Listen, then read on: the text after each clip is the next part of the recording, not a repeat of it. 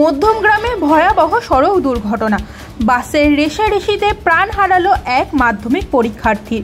পরীক্ষার প্রস্তুতি নিয়ে ভবিষ্যতের স্বপ্ন দেখেছিল যে কিশোরী, তার জীবন শেষ হলো এক মুহূর্তে। বুধবার দুপুরে মধ্যমগ্রামের মেঘদূত বাসস্ট্যান্ডের কাছে এই মর্মান্তিক দুর্ঘটনা ঘটে। জানা গেছে, দুই বন্ধু স্কুটি করে যাচ্ছিলেন। ঠিক তখনই 2L238 নম্বর বাসের মধ্যে তীব্র রেষারেষি চলছিল। অভিযোগ, তাদের মধ্যে একটি বাস স্কুটিটিকে পিছন দিক থেকে জোরে ধাক্কা মারে।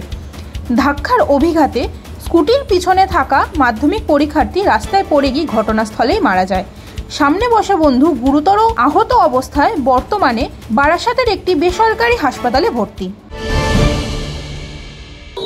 আমার মেয়ে বাড়ির থেকে বেরিয়েছিল, মানে স্কুটি করে কার সাথে বেরিয়েছিল আমি জানি না।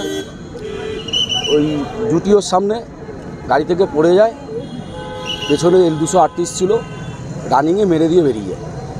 মেয়ে স্পট ডেড হয়ে যায়। আর ছেলেটা এখনও জানি না কি আছে না কাছে, আমি দেখিনি। আমি যে ছেলেটার সাথে ছিল, এই সকালবেলা 12টার সময় হচ্ছে কেসটা, ঘটনাটা। ঠিক আছে, আমার কথা হচ্ছে, যে গাড়ি আমার মেরেছে সেই গাড়িকে আমার সামনে হাজির করতে হবে। হাজির করে আমাকে হচ্ছে দেখাতে হবে যে ড্রাইভার এবং গাড়ি আমাকে হাজির করতে হবে। এটা হচ্ছে আমার বক্তব্য। আমরা অবরোধ করেছি। আমার অবরোধ বলতে হচ্ছে, আমরা কোনো রাস্তা অবরোধ করলে সেটা না, আমার যে L238 যে গাড়ি, সেই গাড়িগুলোকে আমি আমার লোকরা আটকেছে। সেই L238গুলোকে সাইড করে আটকেছে। ঘটনার খবর ছড়িয়ে পড়তেই এলাকায় ব্যাপক উত্তেজনা দেখা যায়।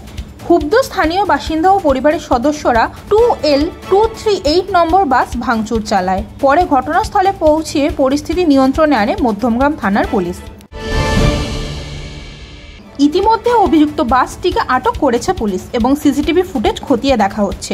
এক তরতাজা কিশোরীর প্রাণহানিতে শোকের ছায়া নেমে এসেছে এলাকায়। প্রশ্ন উঠছে, রাস্তায় এই বেপরোয়া বাস চালানো কবে বন্ধ হবে?